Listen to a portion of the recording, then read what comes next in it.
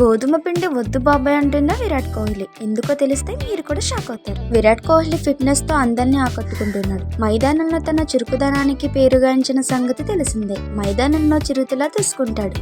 Kohli fitness రహస్యం ఏంటని అంతా తెలుసుకోవాలని కోరుకుంటారు. కోహ్లీ ముఖ్యంగా వ్యాయామంతో పాటు ఆరోగ్యకరమైన ఆహారం తీసుకుంటూ ఫిట్నెస్ ని కాపాడుకుంటాడు. విరాట్ కోహ్లీ తన ఫిట్నెస్ పై చాలా శ్రమిస్తాడు. అతను శాకాహారి కాబట్టి అతను తన ఆహారం విషయంలో చాలా జాగ్రత్తలు తీసుకుంటాడు. విరాట్ కోహ్లీ ఎప్పుడు చక్కెర, గ్లూటెన్ ఫుడ్స్ తినడు. అలాగే పాల ఉత్పత్తులను నివారించేందుకు ప్రయత్నిస్తుంటాడు. దీంతో కోహ్లీ ఫిట్ గా ఉంటున్నాడు.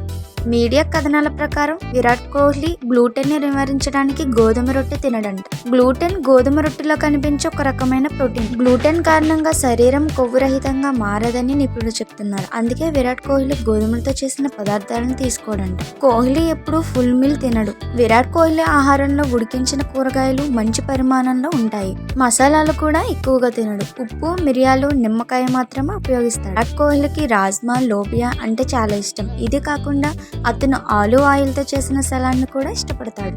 మీకు విరాట్ కోహ్లీ అంటే ఇష్టమేనా? అయితే కామెంట్ చేయండి. ఇన్ఫర్మేషన్ మీకు నచ్చినట్లయితే లైక్ చేయండి, షేర్ చేయండి, మా ఛానల్ సబ్స్క్రైబ్ చేసుకోండి.